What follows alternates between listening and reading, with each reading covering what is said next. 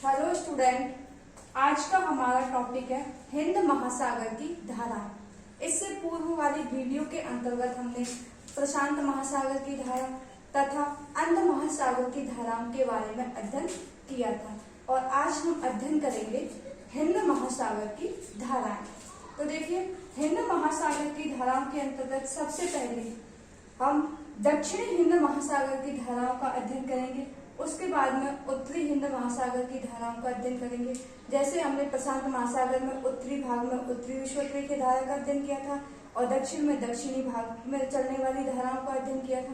तो इसी प्रकार से हम सबसे पहले हिंद महासागर के अंतर्गत दक्षिणी विश्वोत्तरीय धाराओं का अध्ययन करेंगे, क्योंकि हिंद महासागर एकमात्र ऐसा महासागर है जिसके उत्तरी भागों में धाराओं की उत्पत्ति पृथ्वी के घूर्णन बल से न होकर के मौसम परिवर्तन के कारण यहाँ पर मानसूनों की उत्पत्ति होती है। अर्थात उत्तरी भाग में यहाँ पर जो हमारा उत्तरी भाग दिखाई दे रहा है हिंद महासागर का, इस उत्तरी भाग के अंतर्गत धाराओं की उत्पत्ति का जो प्रमुख कारण है वो है मौसम। मौसम के कारण यहाँ पर मानसूनों के कारण धाराओं की उत्पत्ति होती है। यह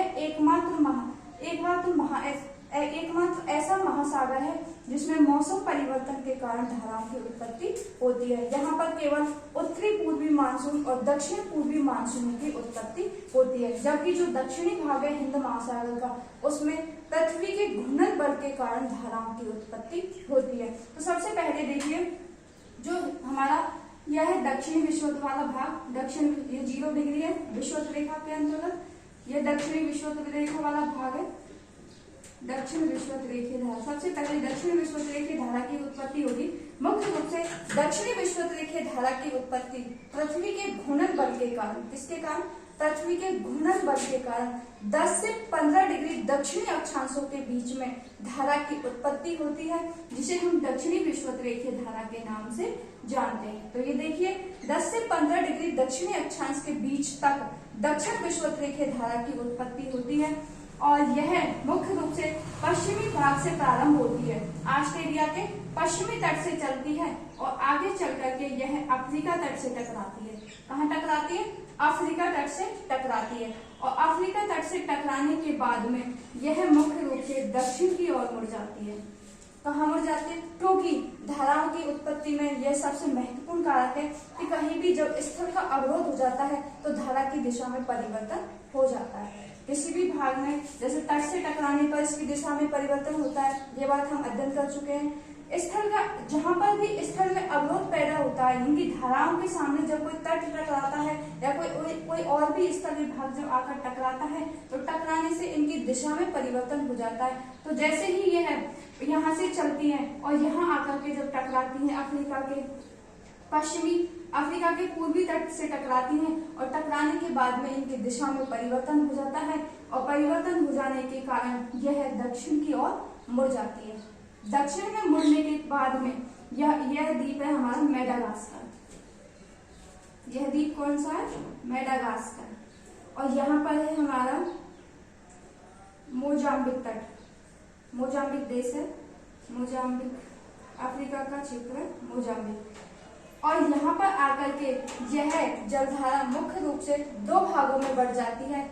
एक भाग पश्चिम की ओर मुड़ जाता है और एक भाग पूर्व की ओर मुड़ जाता है। यानी कि दक्षिण विषुवत रेखीय जलधारा जब पश्चिम विषुवत रेखा के पश्चिमी भाग से व्यापारिक पवनों के प्रवाह से चलती है और अफ्रीका के पश्चिमी तट से आकर टकराती है, तो टकराने के बाद में अफ्रीका के पूर्वी तट से टकराती है।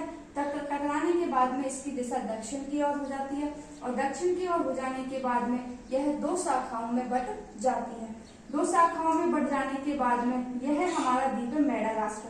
मेडागास्कर का जो उत्तरी भाग है इससे तो टकरा रही है, इससे टकराने के बाद में ये 2 शाखाओं में बट जाती है और एक शाखा पूर्व की ओर चली जाती है, एक शाखा पश्चिम की ओर चली जाती है। जिसके मेडागास्कर द्वीप के जो पश्चिमी भाग में जाती है इसका नाम पड़ता है मेडागास्कर धारा। क्या नाम पड़ता है? मेडागास्कर की धारा। और जो यहाँ पर जाती है पश्चिम में, इस पश्चिमी तट की जो धारा होती है उसे कहते हैं मोजाम्बिक जलधारा। किसके नाम से जानते हैं? मोजाम्बिक जलधारा। इस प्रकार से 2 शाखाओं में 2 धाराओं में बढ़ जाती है मोजाम्बिक की जलधारा मेडागास्कर की जलधारा और मोजाम्बिक की जलधारा। आगे चल करके ये दोनों जलधाराएं आपस में मिलती हैं और यहाँ पर मिलने के बाद में इसे अग्लुहास की धारा के नाम से अग्लुहास जलधारा के नाम से इसे जाना जाता है। इसके बाद में जब अग्लुहास की जलधारा यानी मोजाम्बिक जलधारा और मेडागास्कर की जलधाराएं जब आपस में मिलती हैं तो मिलने के बाद में इसे अग्लुहास धारा के नाम से जाना जाता है। और यहाँ पर स्थल का अभाव है, इसीलिए पछुआ पवनों के प्रभाव में आकर के यह अग्लुहास की जलधारा है, यह मुख्य रूप से आगे की ओर बढ़ने लगती है, जिसे हम कहते हैं पछुआ प्रवाह। पछुआ प्रवाह, प्रवाह का मतलब पवन वेग से प्रवाहित होकर, और कौन सी पवन से? पछुआ पवनों से प्रभावित होकर के आगे की ओर चलती है और आगे की ओर जाने के बाद में यह ऑस्ट्रेलिया के तट से टकरा जाती है।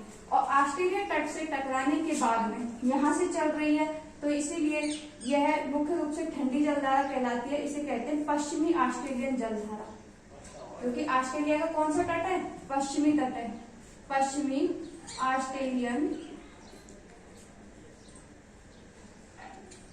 जलधारा।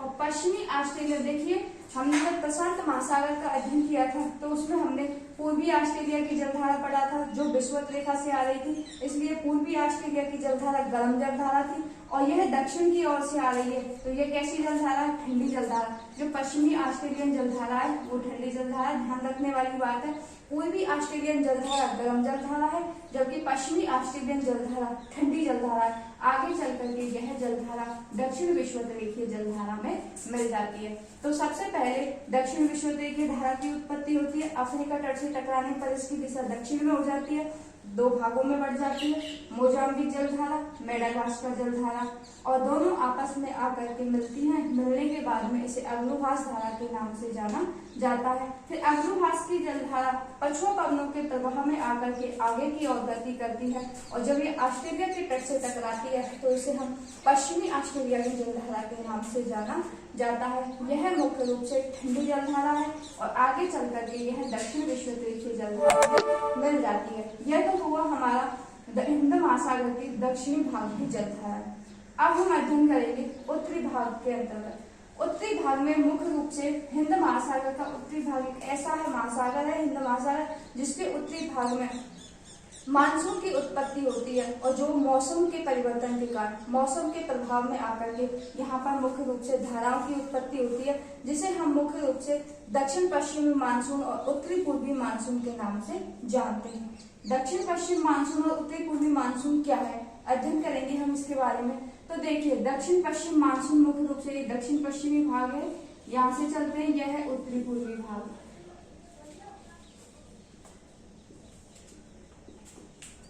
तो इधर वाला भाग ये तो है हमारी बंगाल की खाड़ी, उत्तर वाला भाग बंगाल की खाड़ी, इधर वाला भाग है अरब सागर, यह है अरब सागर। और इस प्रकार उत्तरी पूर्वी जो मानसून की जो उत्पत्ति होती है वो होती है मुख्य रूप से शीतकाल में, जबकि जो दक्षिण पश्चिमी मानसून है इनकी उत्पत्ति होती है ग्रीष्मकाल में। किस प्रकार से होती है? तो देखिए, जब सूर्य, हम सबसे पहले उत्तरी पूर्वी मानसून के बारे में अध्ययन करेंगे। उत्तरी पूर्वी मानसून के बारे में, यह मुख्य रूप से शीतकाल में उत्पन्न होती है। देखिए शीतकाल, यह मानसून शीतकाल में आता है उत्तरी पूर्वी मानसून। और क्यों? क्योंकि जब शीतकाल में सूर्य दक्षिणायन हो जाता है, यानी कि जब सूर्य दक्षिणायन हो जाता है, ऐसी स्थिति में सूर्य के दक्षिणायन होने पर हवाएं मुख्य रूप से उत्तरी पूर्वी भागों से दक्षिण पूर्व की ओर चलने लगती हैं। तो इस प्रकार से हवाएं चलने लगती हैं उत्तर पूर्व से और दक्षिण पश्चिम की ओर, और इस प्रकार से हवाएं चलने लग जाती हैं और इन हवाओं के चलने को हम उत्तरी पूर्वी मानसून के नाम से जानते हैं। जब सूर्य दक्षिणायन होता है तो ऐसी स्थिति में हवाएं मुख्य रूप से उत्तरी पूर्वी भागों से दक्षिण पूर्व की ओर चलने लगती हैं, जिसे हम उत्तरी पूर्वी मानसून के नाम से जानते हैं। तो इस प्रकार से हवाएं चलती हैं, इन्हें उत्तरी पूर्वी मानसून कहते हैं। उत्तरी पूर्वी मानसून, इस प्रकार से हवाएं चलने लगती हैं। इसके बाद में जब सूर्य उत्तरायण की स्थिति में आ जाता है, जब सूर्य उत्तरायण की स्थिति में आ जाता है। यह स्थिति तो बनती है हमारी शीतकाल में और यह स्थिति बनती है हमारी ग्रीष्म काल में। ग्रीष्म काल में जब हवाएं हल्की होकर के ऊपर उठने लगती है दक्षिण पश्चिमी भाग में, जब हवाएं यानी कि सूर्य जब उत्तरायण हो जाता है तो हवाएं हल्की होकर के दक्षिण पश्चिमी भागों से, जस्ट इसका उल्टा दक्षिण पश्चिमी भागों से उत्तर पूर्व की ओर चलने लगती हैं, तो इसे हम किस नाम से जानते हैं? इसे हम दक्षिण पश्चिम मानसून के नाम से जानते हैं। और यहाँ पर ध्यान रखने वाली बात यह है कि जो दक्षिणी पश्चिमी मानसून है इससे ग्रीष्म काल में वर्षा होती है और उत्तरी पूर्वी मानसून है उसके द्वारा शीतकाल में वर्षा होती है। तो इसकी चलने की स्थिति क्या हो गई? इधर ये चलता है दक्षिण पश्चिम से उत्तर पूर्व की ओर, ऐसे दक्षिण पश्चिम से उत्तर पूर्व की ओर। और जो हमारे शीतकालीन मानसून है, उत्तरी पूर्वी मानसून है, वो चलता है हमारा उत्तर पूर्व से दक्षिण पश्चिम की ओर। शीतकालीन मानसून के द्वारा शीतकाल में वर्षा होती है जिसे हम उत्तरी पूर्वी मानसून के नाम से जानते हैं। हवाएं उत्तरी पूर्वी भाग से दक्षिण पश्चिम की ओर चलने लगती हैं और ग्रीष्म काल में ग्रीष्मकालीन मानसून की उत्पत्ति होती है जिसे हम दक्षिण पश्चिम मानसून के नाम से जानते हैं। और इसमें हवाएं दक्षिण पश्चिम से उत्तर पूर्व की ओर चलने लगती हैं और हमारे भारत में सर्वाधिक जो वर्षा होती है वो दक्षिण पश्चिम मानसून के द्वारा होती है। इस प्रकार से हिंद महासागर का उत्तरी भाग ऐसा भाग है जिसमें मानसून के द्वारा इन मौसम परिवर्तन के कारण यहाँ पर धाराओं की उत्पत्ति होती है, जिन्हें हम उत्तरी पूर्वी मानसून और दक्षिण पूर्वी मानसून के नाम से जानते हैं। जबकि दक्षिणी भाग में पृथ्वी के घूर्णन बल के कारण धाराओं की उत्पत्ति होती है। इस प्रकार से यह हमारा टॉपिक है हिंद महासागर की जलधारा।